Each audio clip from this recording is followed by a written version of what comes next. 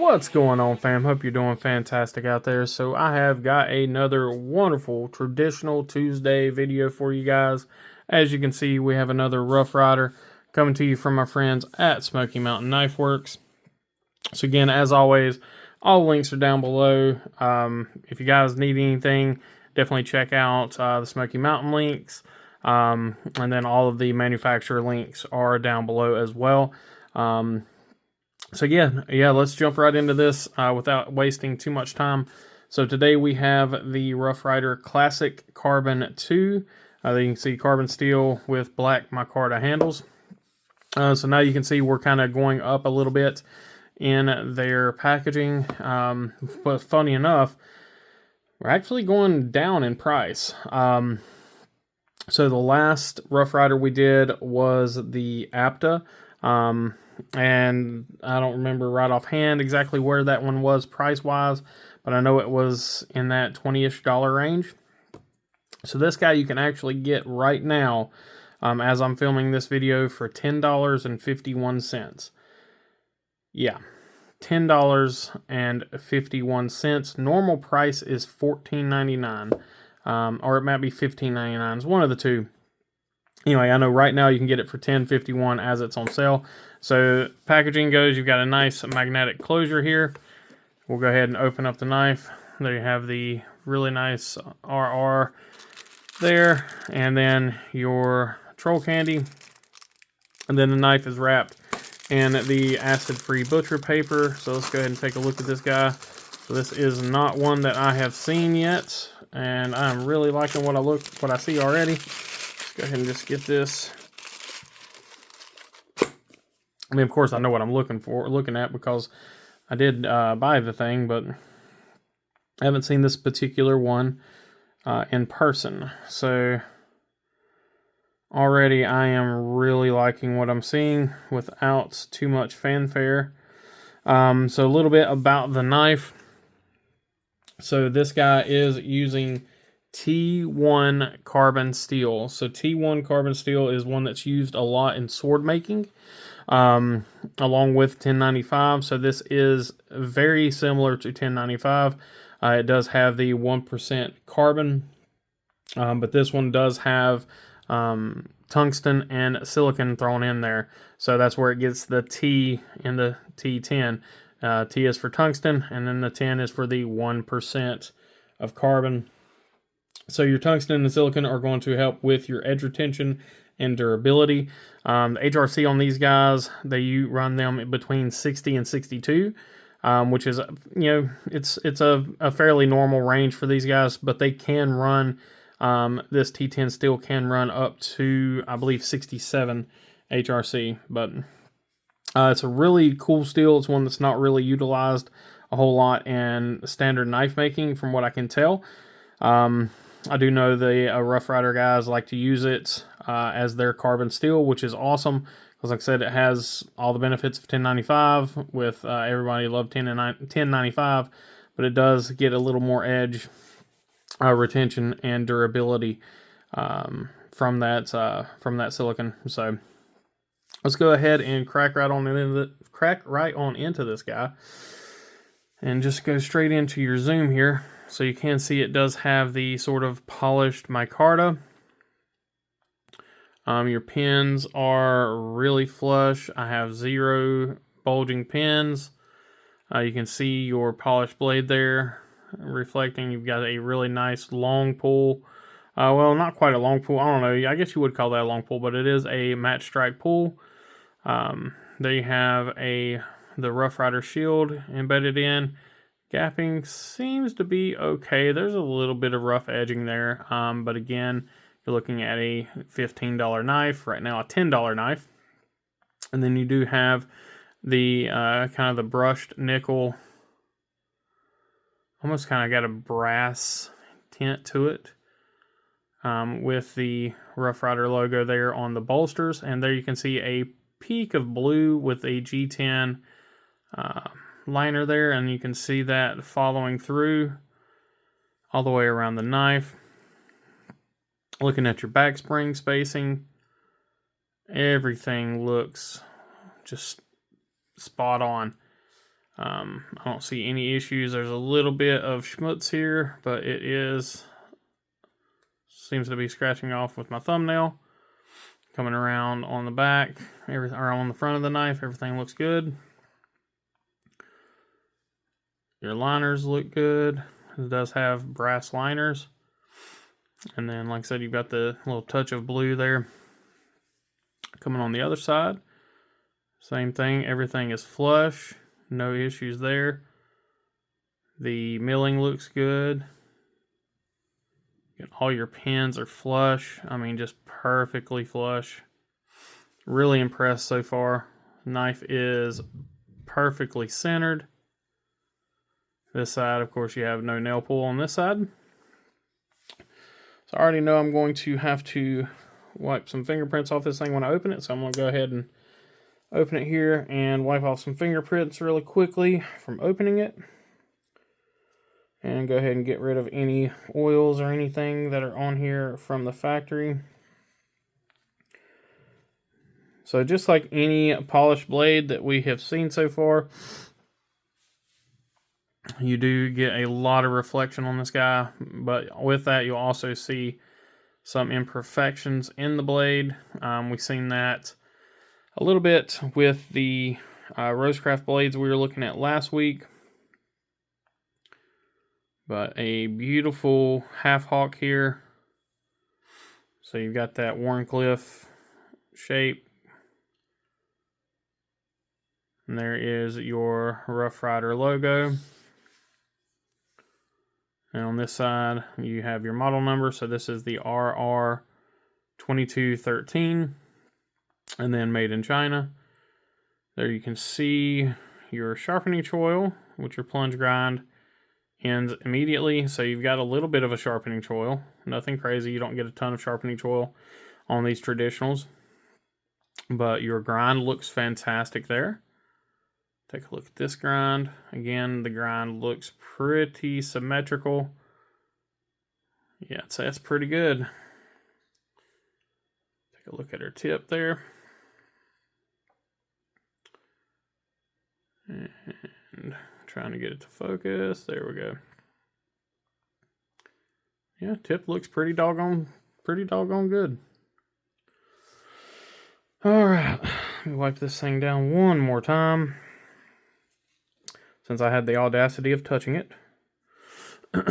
So there you go. So there is your full profile. So this does kind of have a bit of a sway back design to it. As you can see, the heel there does kick up slightly, but it's not a lot. It's not as much as I would see on a more traditional sway back. And again, this may be just some sort of a sway back pattern. Fantastic fit and finish, especially considering the price tag. I mean, you look here with the blade open, spring is fully flush. Let's check on our half stop. Beautiful half stop. Okay, so there's one thing. So on most knives, you're going to want to see a flush spring on the half stop. So on this one, you do not get that flush spring on the half stop. I mean, honestly, it's not a deal breaker for me, but I do know that that's typically something that is looked at, pretty heavily with these traditionals, is you want to see that flat back spring on the half stop. But it's got some really good spring to it. Take a listen to this walk and talk here.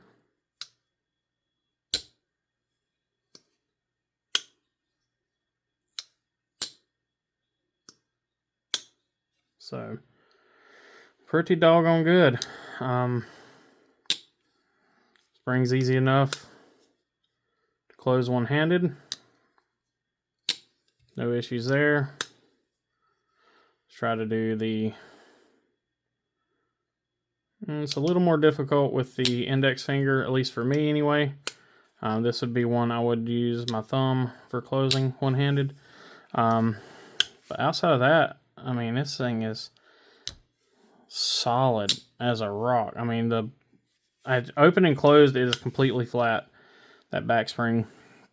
You do have just a slight visual gap there, but it is not tactile, so you can't feel it, but you do have a visual gap there on the blade and the back spring when open.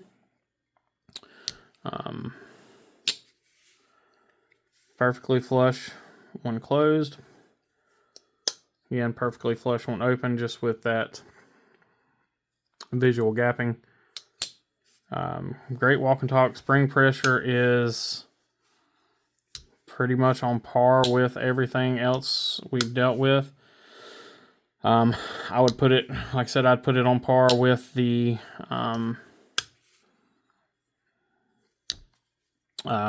APTA, not with the APTA, with all the other Rough Riders we've dealt with, and then with the gun stock that we seen last week. It's pretty much the same level of pull strength, and with this being a longer blade, coming out here and having that same pull strength, it probably does have the same strength as the APTA.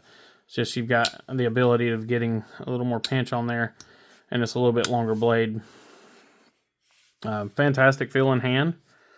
It has that same kind of issue, not issue, but same issue for me that we talked about last week with the Barlow, the whatever Creek Barlow, the Obed Creek Barlow, but it had the sweep down in the handle, and I talked about even some, even some of the upsweeped handles, like the swaybacks, do feel odd in my hand. It's not uncomfortable, it just feels odd because it is pressing into my hand, but it does give you a very secure grip. I can see why they do that, because it really locks the blade into the hand, especially when you've got it locked in back there with your thumb on the back of the bolster. You have a ton of power behind the cuts here. This micarta, I can already tell, is going to take on oils like crazy, so it will weather really nicely. I think that is a G10 shield, I'm not sure, but it does look like G10. And again, we've got the brass liners, which look really good. Everything looks really clean. I don't really see any issues whatsoever. Extremely impressive for a what is right now a $10 knife. Extremely impressive for a $20 knife. I would be impressed with this thing at a $40 price tag. If I didn't know any better, I'd say this was a reserve model. But I do know that, or at least I would assume that the reserve models are going to, have a flush back spring when they're on their half stop. Little things like that, which do increase the manufacturing costs. Again, I really cannot fault this knife. Don't have any issues. Like I said, the half stop thing does not bother me. I know it will bother some people. That's why I brought it up. Ergonomically, like I said, it's pretty sound. It just does feel weird in my hand. It may be something I get used to with carrying around a traditional a little bit more. But like I said, I typically do like the more straight traditional handles. They do feel a little better in my hand. But I love that blade shape. Let's go ahead and do a little quick cut test on it. I don't have my usual medium here, but I think a little piece of flimsy magazine paper will do the trick. So I'd say that works. Definitely sharp there at the heel. I'm trying to see if I can get a little curly running with it. Yeah. It's a toothy edge, but it is not a problem there. It is a little more toothy towards the top.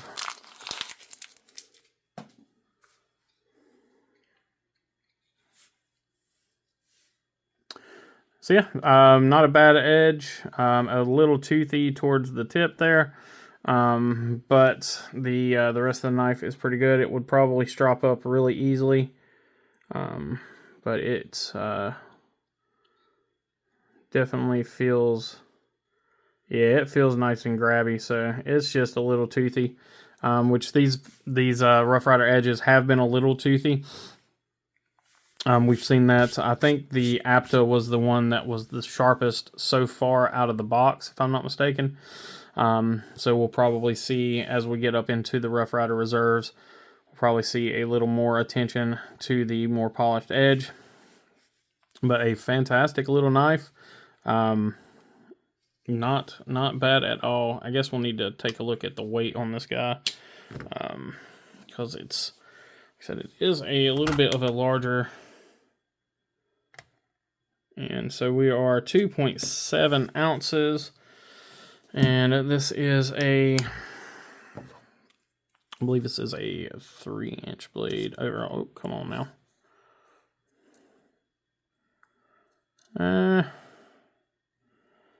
Let's call it 2 3/4 inch blade, and then a 6 3/4 overall. So not too shabby.